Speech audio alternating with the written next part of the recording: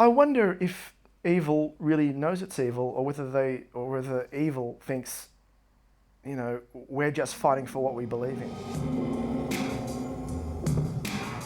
From the director of Romper Stomper comes an Australian adaptation of Shakespeare's Macbeth. Set amongst warring Melbourne gangsters, Macbeth, Sam Worthington, belongs to a crime syndicate led by underworld figure Duncan, Gary Sweet. One day, in a drugged state, Macbeth meets three witches who prophesise his rise to power.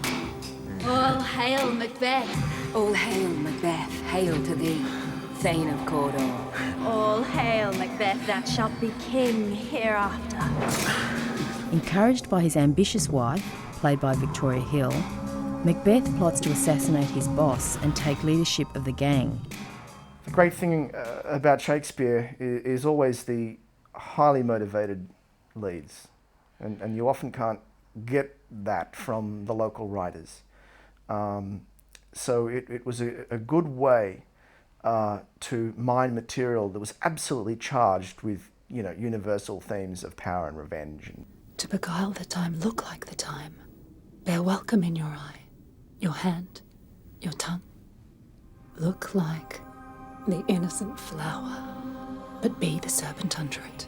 Frank Lipson was the sound designer in this. He's sound designed all my Australian films. I think in many ways Macbeth is actually the quietest film we may have ever made together. That doesn't mean it's a quiet film, but we possibly this time appreciated silence much more than we have in the past.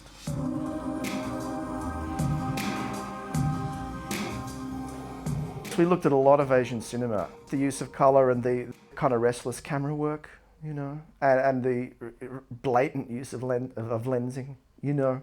There's a vitality and an innocence about Asian cinema that I find quite refreshing.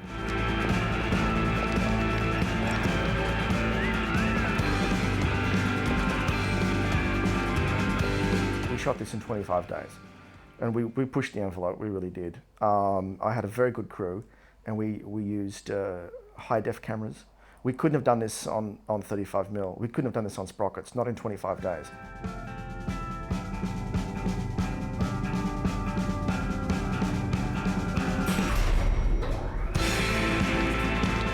The high-def loves to pick up the kick off materials, and it can make very cheap materials and textures look very expensive. It loves jewellery.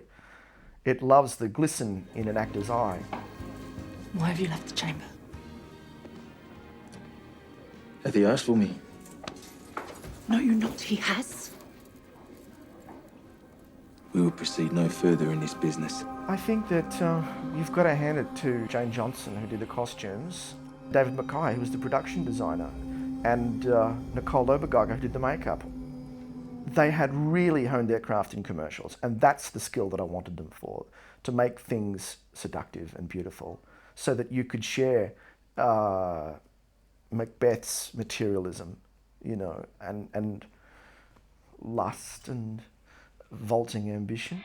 Macbeth! Hail! Hail! Hail! Hail! Hail! Hail! Macbeth! I was very determined to avoid doing a suburban-looking film or a grunge film. I've done that, and I want to look at Australian subjects and Australian stories from the point of view of a more psychological point of view and a more materialistic one, because we are changing as a nation.